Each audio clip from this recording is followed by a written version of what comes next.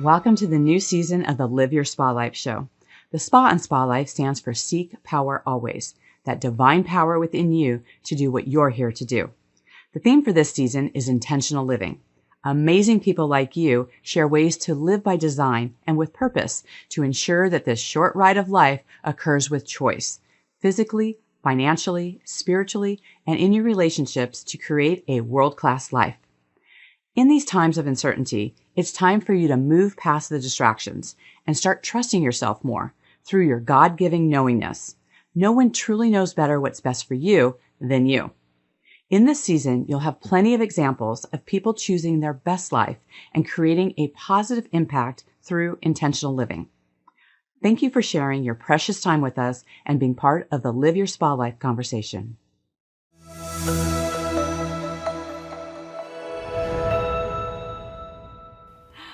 With us today is Lamar Rutherford, owner and CEO of Excellens Solutions, does M&A advising, brokering transactions, and advertising and advising owners on their preferred sale or exit. She has worked with over 100 businesses in a broad range of industries, including medical, manufacturing, e-commerce, and construction. She formerly taught entrepreneurship at the Rady School of Management at UCSD.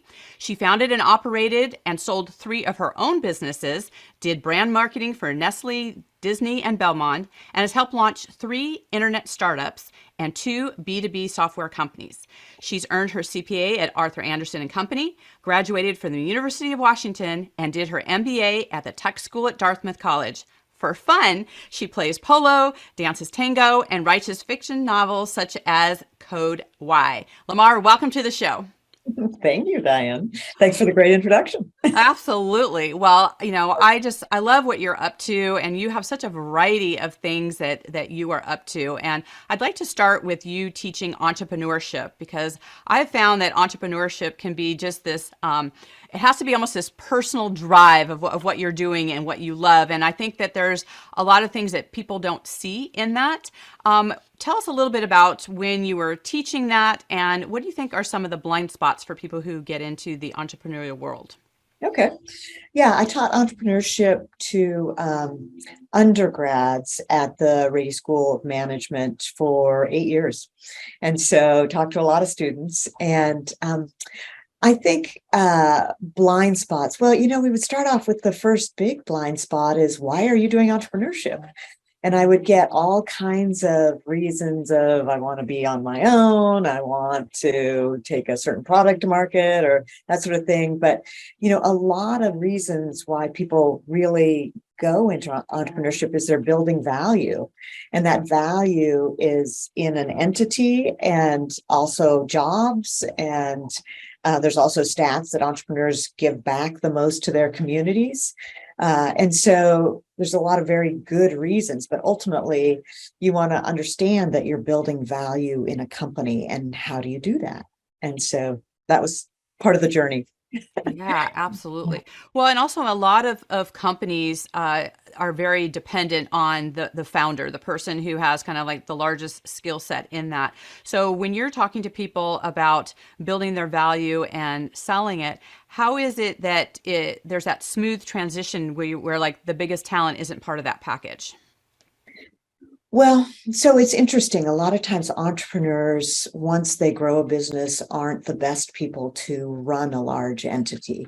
And so, I'm guilty of it myself. I'm not the best at, detailed management. I'm much more at visionary and building and creating.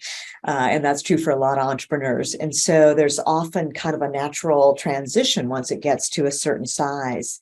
And that's often sometimes I like entrepreneurs to sort of be prepared about that and understand where they add value. And some do make that transition into running a larger entity, but most aren't really, they like the creation part. And so sometimes, and if they think about that in advance, instead of getting to a stage where they've taken on investment, they've grown the business, and then, maybe it's private equity or venture people start to push out the original entrepreneurs, or the original entrepreneurs gets frustrated because they have to follow instructions instead of creating them. So I just, kind of know yourself and understand where you enjoy adding value, and what that role is, I think is an important aspect of it. I'm not sure, did I answer your question there?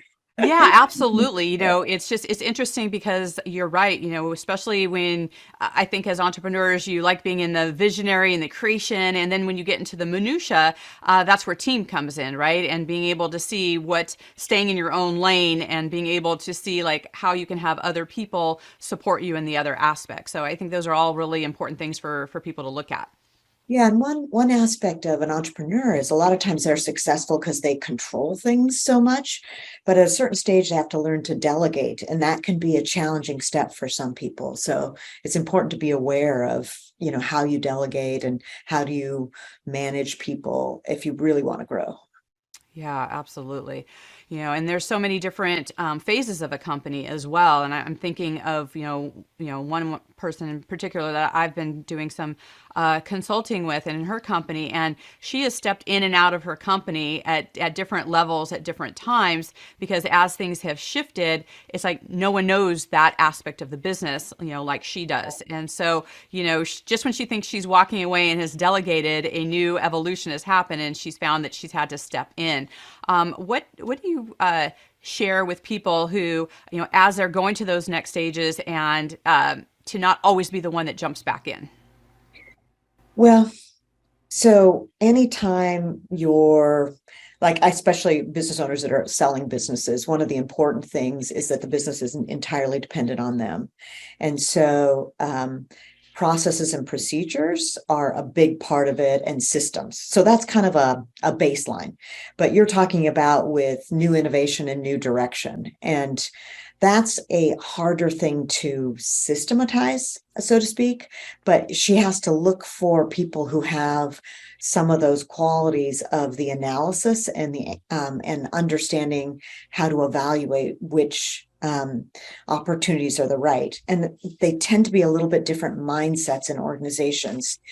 Some are great at you tell me what to do, I'll get it done. And some are better at creating and developing. And it sounds like she's been the creative and development part of it. And she's got a lot of soldiers, but she doesn't necessarily have that next level of generals that she needs to find. Is that a fair assessment? Absolutely, 100%. And, just when she thinks she's found that next general, they've just revealed themselves as just not being the right person in the right seat. So, I think there's also that vetting process that comes to finding that right person. And when you're able to do that, I think you can do, a better job at delegation. There's also often a blind spot with entrepreneurs in that they think they have to control that, and they don't often see that there are different ways to do it. And so it might be a combination. So for her to have other advisors involved in the hiring process might help her. Yes. And also letting go of some of it. Sometimes you have to let people stumble a little to get them on track too. So there may be, I don't know, I've just seen all sides. Yeah, absolutely. Well, and I think there's a little bit of like, this is my baby, right? And just to let that go. And when you see a certain vision for it and, not necessarily seeing that there are other ways to get to the finish line. So I think being more open in that a lot of times whoever takes the baton and runs actually does get it further because they're seeing things other than the original vision. Yeah, the value is they bring a different perspective. There's an interesting rule with SBA funding that I think is insightful. And SBA funding is if you, as an individual, are buying a business, you often get an SBA loan to purchase that business. And if you do, there's a rule that the current owner cannot be there more than a year. And the reason is they want to make sure the new buyer takes over the business and is capable of running it, because otherwise the old owner will stay involved and stay answering the questions and always be the one, and eventually something will happen to them. So Got it. Yeah, no, that's smart. And that way everyone kind of knows, hey, this is the direction we're going. And then you kind of set that up from the beginning, which is really helpful.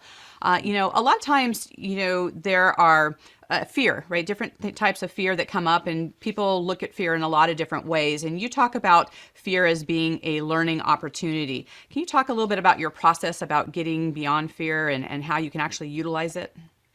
yeah, when I was young, something silly happened, and I kind of took a look at my life, and I was like, it's funny that the things I remember most are situations where I sort of had fear or anxiety around things. And sometimes that was performance related, sometimes it was just being put on the spot, whatever it was.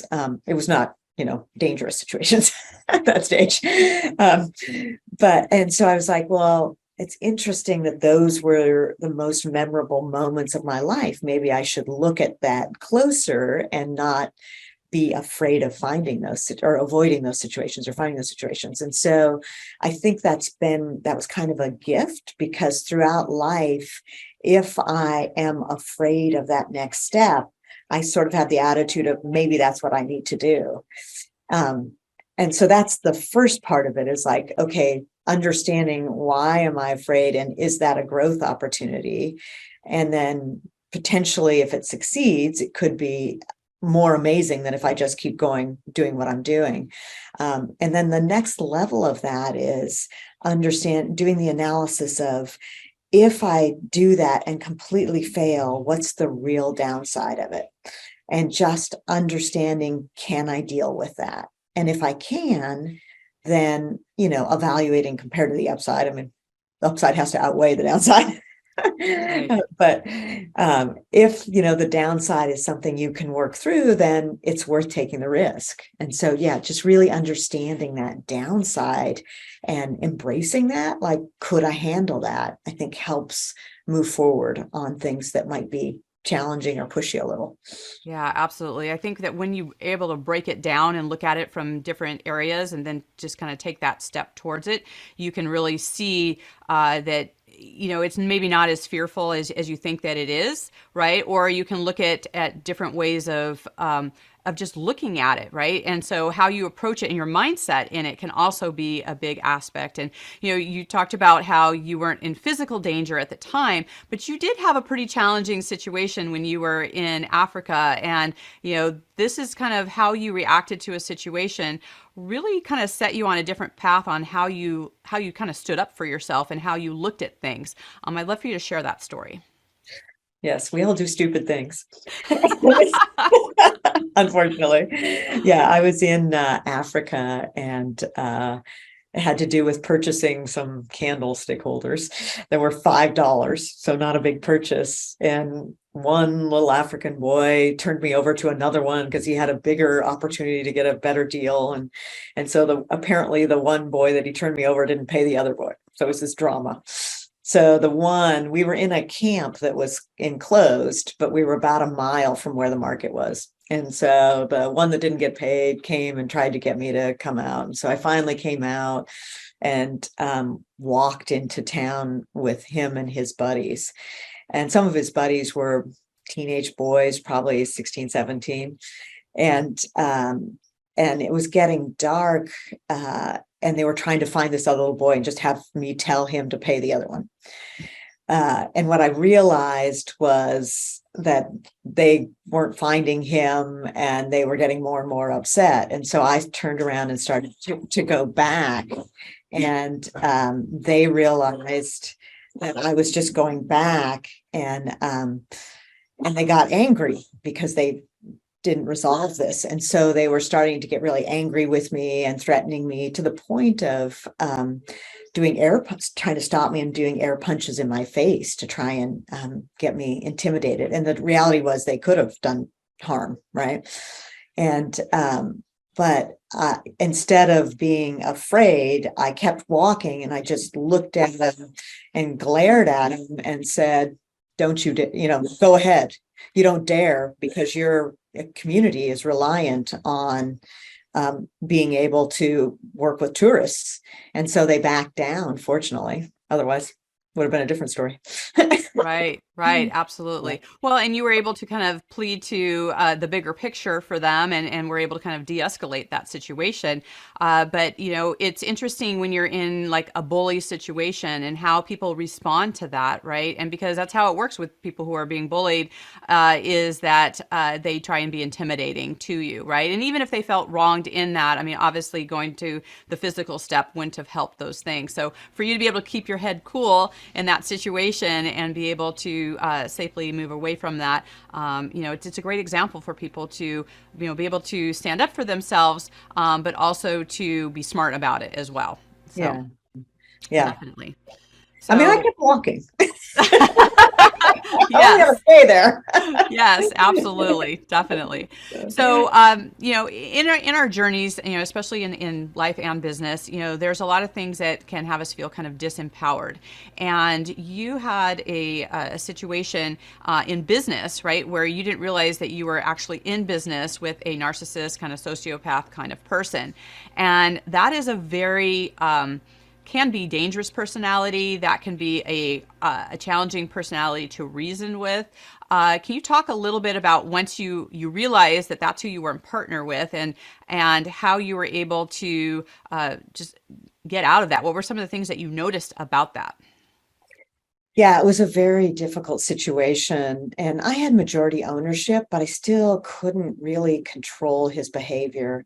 And it was a yoga studios, and he was sexually harassing the other students and injuring them. And in his mind, it didn't happen. Just, Mm. you know, and unfortunately, he didn't have a lot of financial risk because he didn't have a lot of money, and my money was behind the business. And so that was an extremely difficult, and I tried to kind of manage it, but it got to a point where I couldn't. And the liability was just too risky. So I knew I had to get him out, and I knew it was going to be ugly. And I had tried all sorts of techniques of trying to argue with him to get him to do things my way. And, it was like try being quiet and nice, try being, difficult, and the only thing that would work was yelling and screaming back at him, which is not my nature. But so anyhow, his last words to me were, "You better watch your step, you stupid fucking bitch." And, and I wasn't sure if I was safe. I did fire him, and people were loyal to him because they didn't know that he was like this. If you saw through him, he would do things like loan people money. It was my money. He wouldn't tell them that. But, so he had some loyal people, but it was pretty ugly. I say it was worse than a bad divorce. He had people standing outside with signs about me. He called all my employees and sometimes their parents and told them lies about me. He told the banks so many lies they shut down our account. So that was fun. I had my mom come and stay with me for safety, and he tried to arrest her. It was just one thing after another. But the reality is that, if you are a good person and you get them out and you focus on good business practices, our volume went down 50% overnight because he and his wife both taught at the studio, and they were both gone. I got rid of them both. And within a year, we were up 30% from where we had been. So things turn around, people forget, it all works out despite Yes. lots of slander. Well, that is such a good thing, because I think that's actually one of the biggest fears that people have in business is that, let's say somebody does a bad review, and then you've got somebody who you're working with that isn't in alignment with you. And so there's a lot of things that can feel like a setback and are actual setbacks, but knowing that you can get to the other side of that, really staying true to what your values are, and what, you talked to the very beginning about, like, what value are you giving, right? What are you doing? And so staying the course on that, I think is very helpful for the listeners to go, like, you can get through and we can do hard things, right? That we can move through and get past some of these things. So there's also things that empower us as well. And so you also have a side where you're showing where you felt valued in some transactions. So maybe share of that as well. Yeah, I'm working on a transaction now, and it's really nice there's 4 people that own one company, and the other company is I can't tell you the companies because of the confidentiality, but the other company is a national, very large entity. And to try and work out a joint venture, and get people on the same page and be able to, like they'll have terms where they have sticking points, and I'll call and explain the perspective to the other side and get them to understand so that we can come to an agreement and move forward. And I think that's one of my gifts, is sort of listening and making things work well for people. And so that's it's great to see it move forward. I'm not a combative deal negotiator. I am a collaborative one, and I want it to work for both sides. And when it does, and they're all happy at the end, it's empowering, and it's rewarding. So that's kind of a nice aspect. I love that. A lot of times when people are in businesses that can be, a lot of people think of negotiations as can be cutthroat and serious and all of those things. But you also have done a lot of things in your personal life that have given you just some harmony, some fun, some things. How did you become a fiction writer? Well, there was never an intent. Some people plan on it, want to be a writer all their lives. I play polo, and I was driving out to the desert, and it's a 2.5 hour drive. And I say, apparently I was spending too much time alone because I started to make up this story. And my mind does that. I do it on planes. If I don't feel like watching a movie, I just make up my own stories. Apparently not everyone does that. I thought they did. I thought that was normal. We all learn. Anyhow, I started to make up this story. I drove over, I drove back. It was kind of getting a little more complicated.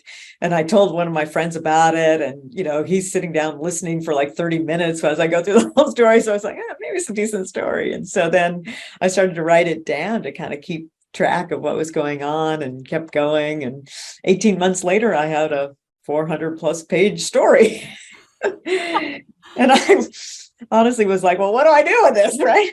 And so I sat on it for a while, and then one friend had an editor, and she read it, and she had some great suggestions, but she also said she thought it was better than most. And so then 3 months later, she tracks me down again, and she's like, well, have you made the changes? Where are you? And I was like, oh, I better get to it.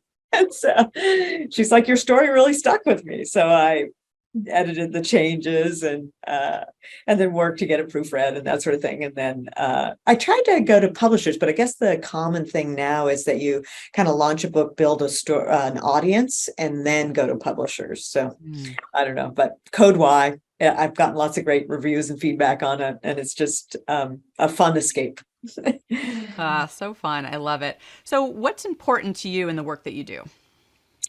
So, one of my drivers from early on has been, I was doing charity work. And one of the things I realized in charity work, that a lot of what is really helpful for people is to have jobs and be able to support themselves. And so I've always been one to promote economy and jobs. And so entrepreneurship, startups, they create the most jobs. But also with the businesses that I work with, if I can have a successful transition and that business continues to succeed and continues to provide jobs and community and helps the suppliers. I say every business has its own ecosystem, suppliers, employees, customers, they're usually involved in the community. And so to see that ecosystem die is, I think, a shame. So my goal is to keep them going, make them successful. Oh, that's so good. Well, you're such a creator. And, one of the things I love to ask my guests is that, we live differently in our bedroom versus our office or our kitchen. So what's your favorite room in your home and why? Oh, that's interesting. Gosh, what's my favorite room? I guess, I think the living room, I have this one chair where I do my writing. So I think I love that. I can just kind of sit there and get into my own little creative world and do things there. My office is great, but a lot of times when I want to do something more like harder thinking, I'll do it at night in the living room. Nice. I love it. I always think it's fascinating, just the places that people create and where they either get their energy or where they connect with people, or just, you just never know what their space is going to create for them. So I always find that fascinating to see what people are up to. Well, my space is fairly social. I live in a house my friend calls the Kool-Aid house because people always stop by. Uh, It was during that's COVID. I was like, how come everyone else is isolated? Don't even come by. That's so funny. My house is considered that too. Like everyone just pops over, hangs out, has the party here and all those things. So I love that. I think that's so great that people aren't forgetting that we are social beings, right? And to be able to have people close to us and to have those shared experiences are such an important thing. So I think that is awesome. And I have to ask, I know we're kind of winding down here, but tango, how did you get into this sexy dance of tango? Yes. Another pastime.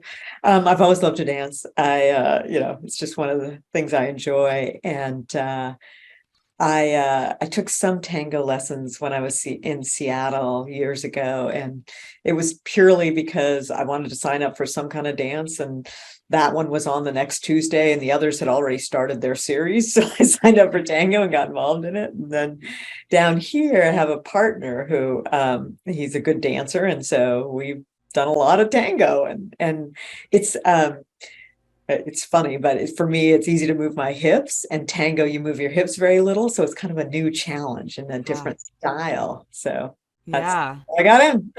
That's so fun. I love salsa dancing, and so there's a Yeah, lot of hips in that as well. right. So it's like it's interesting how the different dances have, a different structure to your body and ways of doing things. So I think that's so fun.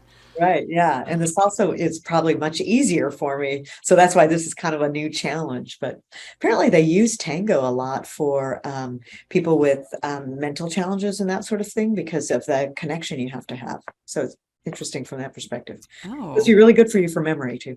yeah, so good. Well, anything where your movement, right? You're using different aspects of your brain, so I could see how that would be a good trigger and a good fun experience at the same time. Yeah, I think it's that neuromuscular challenge of new things and new ways to do it. That's always good for us. Yeah, so good. Well, I know Lamar, our listeners are going to stay in contact with you. How can they best do that?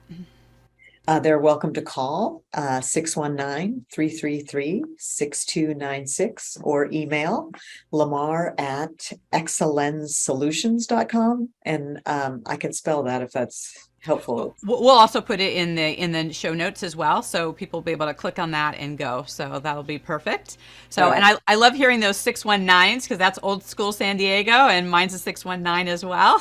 Yeah, So it is, right? They been often around a while. Yeah, absolutely. yeah. So, so as you know, our theme for this season is intentional living, and so I'd love for you to just share how are you living an intentional life these days. Well, I have always said that I think one of the most important things is kind of those special moments of connecting with people. And sometimes you can have a big impact, like teaching a class of 65 students. But a lot of times, those moments just when someone's had a tough day or lost a job. And so I always say focus on those and really be there and supportive for your friends and that connection. Absolutely, I agree. And I am such a fan of acronyms, and you actually have an acronym for your personal mantra. I'd love for you to share that as well. Yes, I believe everyone should have their own personal mantra, and I've had mine for over 25 years. So it's amazing. It's still relevant. The acronym is BACS, and the words are balance, um, awareness, confidence, kindness, and special moments. And so I try to live a balanced life, try to be aware of the world and what needs energy. That was my New Year's resolution last year was just to pay attention to where the energy is. Mm. Confidence in my own self and perspective. Kindness, I think, is obvious, but kindness to others. And then special moments are those moments of connection. I love that. Well, and I also would just want to leave the audience as well is, one of the places that we were able to meet was through Epiphany, and you're one of the co-founders of Epiphany. And we were part of an event called which was getting money for Generate Hope, which are helping, women who are in the sex trafficking survive, and not only survive, but thrive in just some amazing ways through that. I'd love for you to share a little bit, what's an epiphany that you've had just over the last, year or so that has just made an impact for you. So I think there was an epiphany when we first learned about sex trafficking and just how rampant it is. And it's not over the borders, it's in our own backyard. And so that was an epiphany. Natalie and I talk about what an epiphany that was for both of us. Natalie's my partner on the event Epiphany. And just the fact that, people, young girls get boyfriended in, or they think it's some social media opportunity, and then they get trapped into this kind of activity that is horrendous, just horrendous. And so it's great that people are working on survivors and helping survivors, but we also are trying to work on stopping the problem and really trying to figure out how to educate people on not getting in that situation. So that was, I guess, an unfortunate epiphany, but we're certainly doing work to try and help with the problem. Absolutely. Yeah, no, I mean, that is definitely a topic that's near and dear to my heart. We've talked a lot about it here on the show, and having that awareness. I mean, that's, right there in your mantra, right? Having the awareness. And when we have the awareness of things, we can actually, invoke some change and look at things from a different perspective. So I just want to thank you for your work in that and for what you're doing and just all the wisdom that you've shared with us here today. Well, thank you. Appreciate the opportunity. Absolutely. And to our listeners out there, if you are, in a place where you're not sure what your personal mantra is, really explore what that is. What can you do different? How are you living intentionally so that you can actually have the impact that you want to have here in the world? So until we connect again, live your spa life. Bye for now. Bye-bye. Bye.